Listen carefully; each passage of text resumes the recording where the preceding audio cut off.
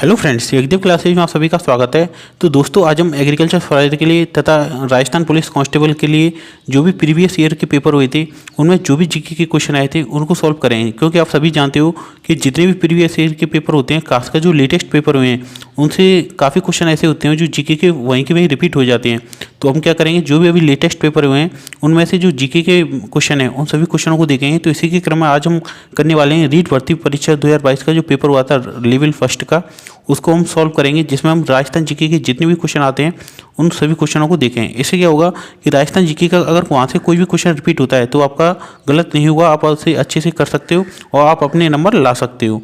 तो इसी के क्रम में हम देखते हैं। इसका जो पहला क्वेश्चन है, निम्नलिखित में से कौन सी राजस्थान में वनों के प्रशासनिक वर्गीकरण की श्रेणी नहीं है। इसमें पूछा है ऐसे राजस्थान में जो वनों के प्रशासनिक वर्गीकरण को 3 भागों में बांटा गया है। कितने भागों में बांटा गया है? 3 भागों में बांटा गया है। तो पहला कौन सा है? आरक्षित वन है, दूसरा है सुरक्षित वन और तीसरा है अवर्गीकृत वन, जिसे हम इंग्लिश में reserve forest, protected forest and unclassified forest के नाम से जानते हैं। तो इसमें पूछा है कि कौन सी श्रेणी नहीं है। तो इनमें से कौन सी श्रेणी नहीं है? तो पहले का option B is right answer. जो अनारक्षित वन है, जो कि राजस्थान के वनों की प्रशासनिक वर्गीकरण की श्रेणी में नहीं आता है, तो पहले का option B is right answer. अब देखते हैं नेक्स्ट क्वेश्चन, क्वेश्चन नंबर 2।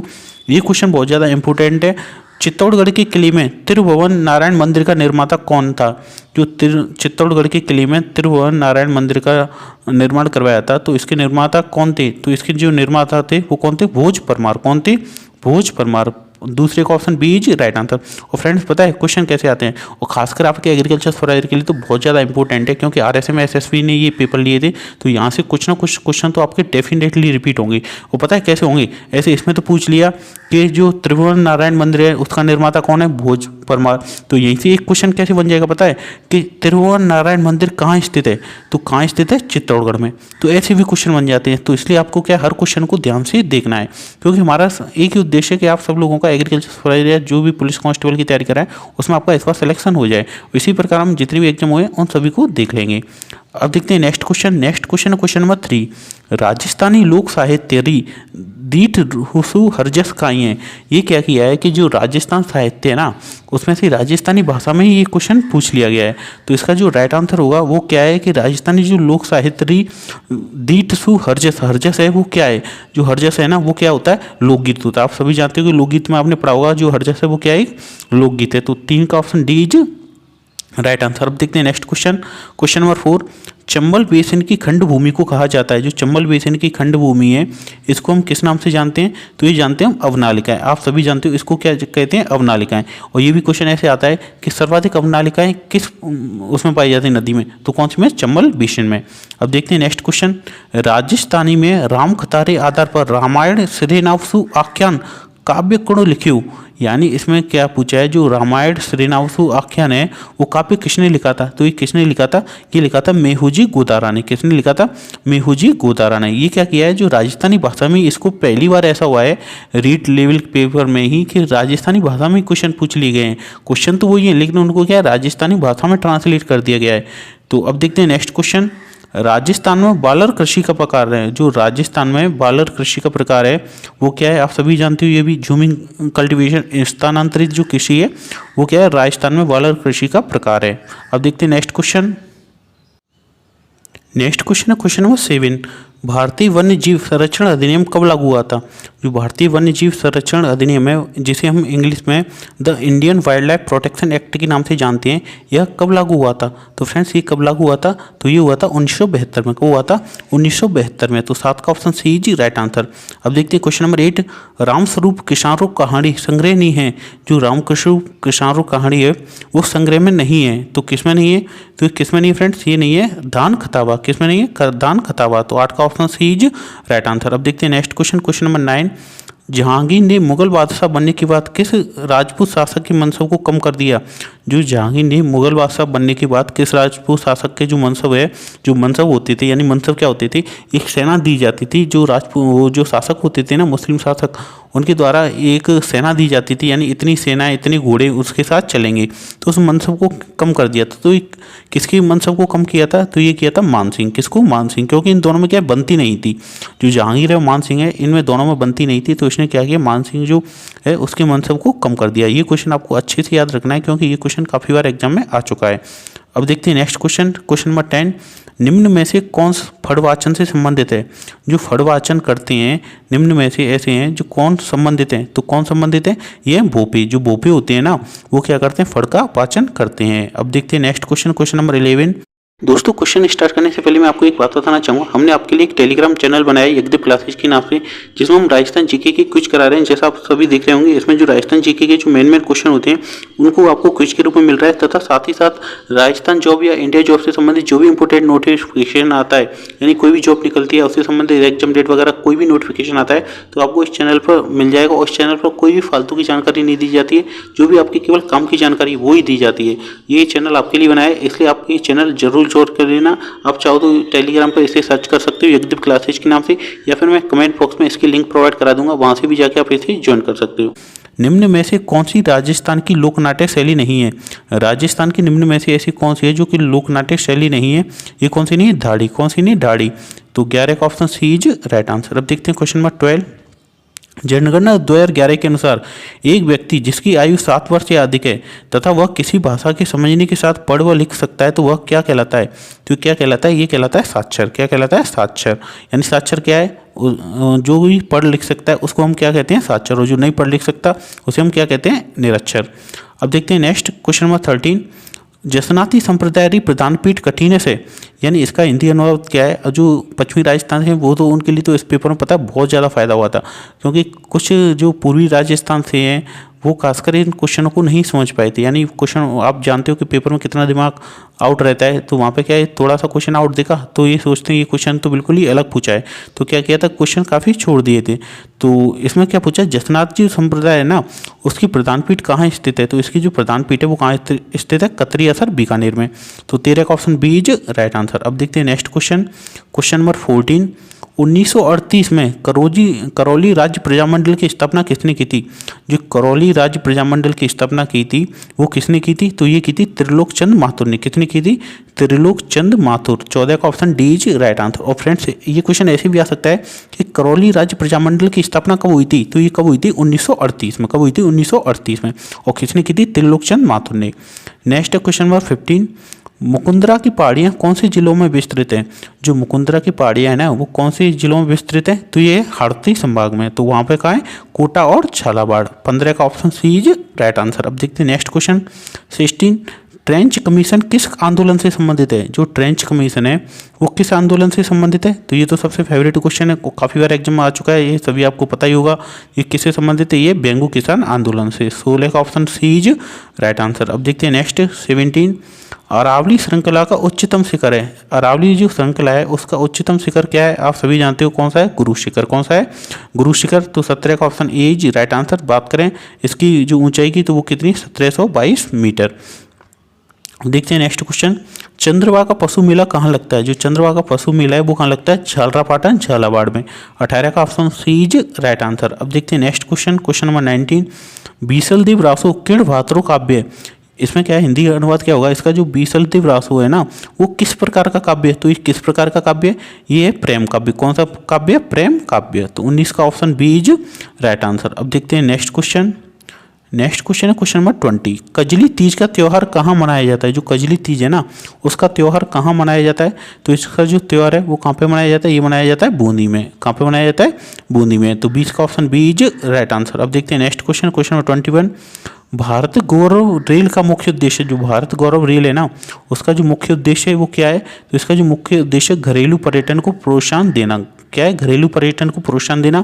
ये क्वेश्चन इंपोर्टेंट लगा लेना, क्योंकि अगर पर्यटन से संबंधित काफ़ी इंपोर्टेंट क्वेश्चन है और नया क्वेश्चन बनाए तो हो सकता है ये क्वेश्चन रिपीट हो जाए।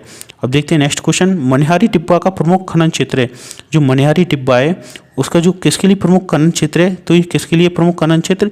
ये है प्राकृतिक गैस के लिए। तो 22 का option A is right answer. अब देखते हैं नेक्स्ट क्वेश्चन। नेक्स्ट क्वेश्चन है क्वेश्चन नंबर 23। महिला चित्रकार कमला एवं इलायची के नाम किस चित्रकला शैली से संबंधित हैं? जो कमला और इलायची है ना ये किससे संबंधित हैं? तो ये सभी आप जानते हो और काफ़ी ज़्यादा इंपॉर्टेंट क्वेश्चन है, बहुत बार एग्जाम में आ चुका है। तो ये याद रखना आप नाथ द्वारा से। किससे? नाथ द्वारा से, कमला और इलायची। अब देखते हैं नेक्स्ट क्वेश्चन 24। कृष्ण कुमारी किस राज्य की राजकुमारी थी जिसके विवाह के विवाद ने राजपूताना में राजनीतिक उथल पुथल उत्पन्न कर दी थी? जो कृष्णा कुमारी विवाद हुआ था ना, वो किस राज्य की राजकुमारी थी, यानी किस जिले, यानी उसमें उस टाइम क्या था, राज्य चलते थे। तो अब क्या है, जिले, तो इस पूछा कौन से जिले की राजकुमारी थी जिसके विवाह के विवाद ने जो राजपूताना था उसमें राजनीतिक उथल पुथल उत्पन्न कर दी थी। तो किसने की थी? ये की थी उदयपुर। क्या था वो कहाँ की थी? उदयपुर की। तो 24 का option B is right answer. अब देखते हैं next question. Question number 25।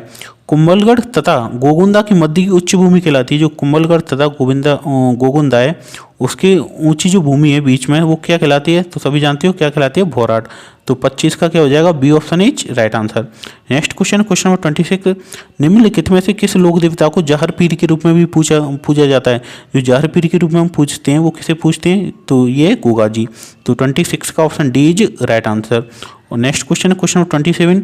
Kumbhalgarh दुर्ग का प्रमुख शिल्पी कौन था? जो कुंभलगढ़ दुर्ग है उसका जो प्रमुख शिल्पकार था वो कौन था? तो ये कौन था? मंडन। कौन था? मंडन। 27 का option C is right answer. आप देख रहे होंगे, आपने राजस्थान जी की भी पढ़ी होगी और जो प्रीवियस ईयर के क्वेश्चन वो भी देखे होंगे, तो आप खुद देख रहे होंगे काफ़ी क्वेश्चन ऐसे हैं जो कि रिपीट होके आ रहे हैं। इसलिए हम क्या कर रहे हैं कि जितने भी प्रीवियस ईयर के क्वेश्चन पेपर हुए ना, उनको क्या है, उनकी जीके आपको बता देंगे, जिससे कि आपके जीके में ऐसे 25 क्वेश्चन आएंगे आपके उसमें एग्रीकल्चर फॉरेस्ट में। तो 25 में से कम नहीं तो 15 क्वेश्चन तो ऐसे ही होंगे जो कि आपके रिपीट जो क्वेश्चन होते हैं वही आएंगे। तो आपके क्या होगा कि वहाँ से कोई भी क्वेश्चन ऐसा होगा जो आपका मिस नहीं होगा। नेक्स्ट है 28। आदिकालीन चारण शैलीरा रचनाकार नहीं है। जो आदिकालीन चारण शैलीरा रचनाकार नहीं है वो कौन है? ये क्या है? 28 में डी वज्रसेन सूरी। 28 का D option is right. Next है हाड़ौती बोली मुख्य रूप से कठिन बोली जावे। यानी हाड़ौती जो बोली है वो मुख्य रूप से कहाँ बोली जाती है? तो ये सभी जानते हो कहाँ बोली जाती है? हाड़ौती संभाग यानी कोटा बूंदी बारा झालावाड़। 29 का option C is right answer. Next है क्वेश्चन नंबर 30। राजस्थान का तेरापंथी संप्रदाय निम्नलिखित में से किससे संबंधित है?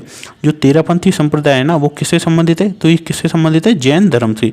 ये क्वेश्चन आप बिल्कुल इंपॉर्टेंट लगा लेना, काफ़ी ज़्यादा चांस बन सकते हैं क्योंकि क्वेश्चन बार बार रिपीट होता है। जो तेरापंथी संप्रदाय वो किससे संबंधित है? जैन धर्म से। तो 30 का क्या हो जाएगा? Option C is right answer. अब देखते हैं नेक्स्ट क्वेश्चन नंबर 31। निम्नलिखित में से कौन सी पश्चिमी राजस्थान में पाई जाने वाली एक घास नहीं है?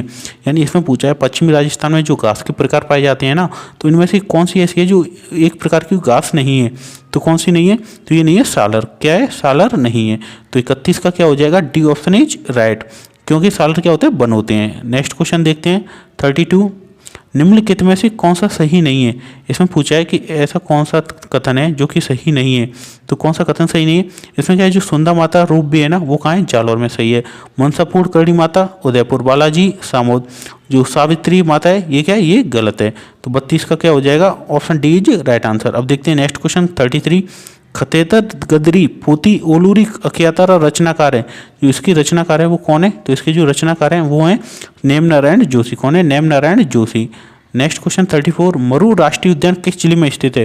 जो मरु राष्ट्रीय उद्यान है वो किस जिले में स्थित है? तो ये किस में स्थित है? जैसलमेर में।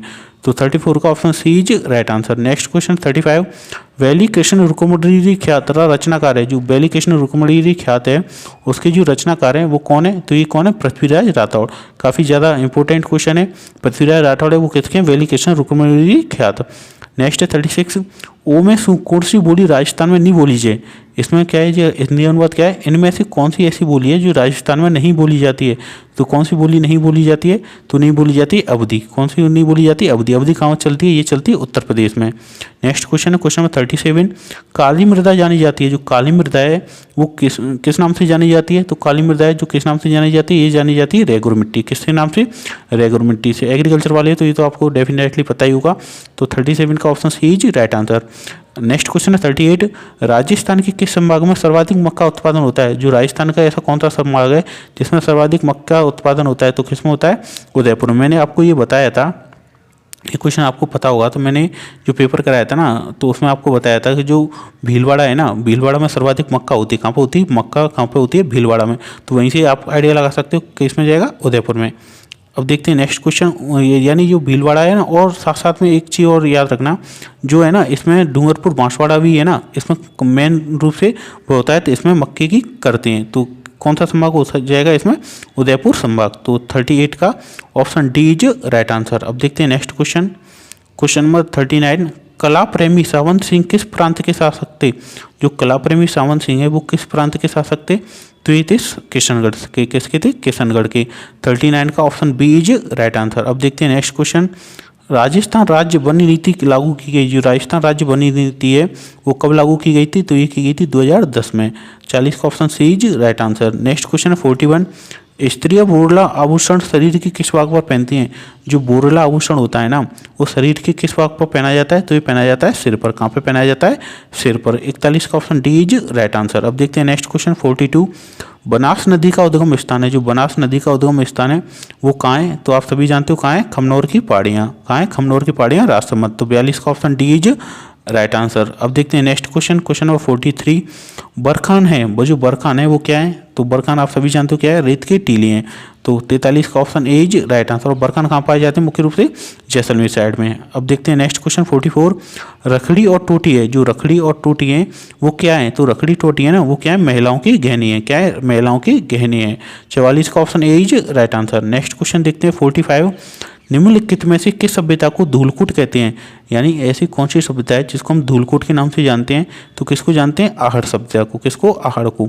तो 45 का option B is right answer. अब देखते हैं नेक्स्ट क्वेश्चन 46। मेजा बांध बनाया गया है। जो मेजा बांध है वो बनाया गया है, ये किस पर बनाया गया है? तो ये बनाया गया है कोठारी नदी पर। किस पर बनाया गया है? कोठारी नदी पर। 46 का option B is right answer.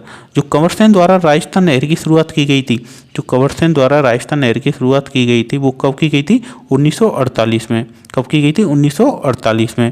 तो 47 का option B is right answer. और फ्रेंड्स इसमें क्या है, कई लोगों को कन्फ्यूजन होगा 1958, यानी क्या कन्फ्यूजन होगा कि 1958 में इसकी की गई थी, क्योंकि कई जगह क्या है 1958 दे रखा है। और मैंने भी ये पेपर दिया था ना, तो मैं भी इसमें कंफ्यूज हो गया था और मैं भी इसमें 1958 करके आ गया था, क्योंकि मैंने कई जगह 1958 पढ़ा था। लेकिन जो इन्होंने जो बोर्ड ने आंसर माना है वो कौन सा माना है? 1948 ही माना है।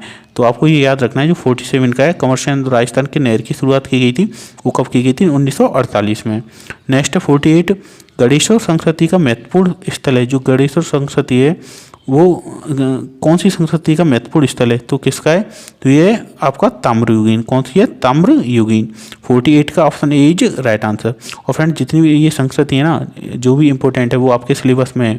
कालीबंगाड़, इनको हम अच्छे से एक बार और देख लेंगे, जिससे क्या है वहाँ से कोई भी क्वेश्चन आपका मिस नहीं होगा। 49 है। बीकानेर के निकट समराथल को किस लोक देवता ने अपना कर्म स्थल बनाया था?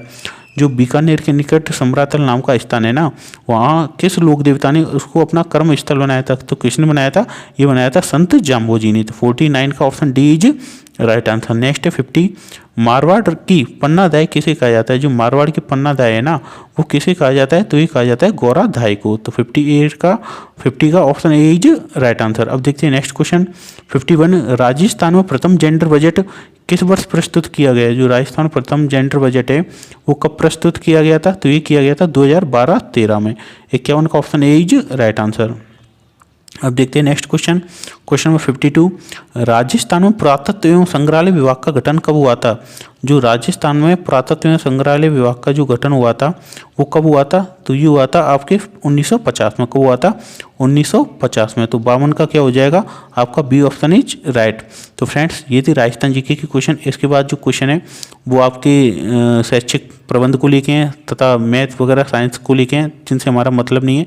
हमने जीके के सारे क्वेश्चनों को देख लिया है। ऐसे हम जितने भी जो एग्जाम अभी लेटेस्ट हैं, क्योंकि पुराने एग्जामों के तो आपको क्वेश्चन मिल जाएंगे बुकों में, लेकिन जो है लेटेस्ट एग्जाम हुए इनके क्वेश्चन आपको नहीं मिल पाएंगे बुकों में। तो क्या है, हम जो लेटेस्ट एग्जाम हुए हैं उनकी जो ऑफिशियल आंसर किए उसके अनुसार देखेंगे। तो इसलिए आपको कोई भी जो आगे आपके राजस्थान जीके के क्वेश्चन डाले जाएंगे पेपरों के, आपको कोई भी वीडियो मिस नहीं करनी है। तो थैंक यू फ्रेंड्स, मिलते हैं नेक्स्ट वीडियो में। जय हिंद, जय भारत।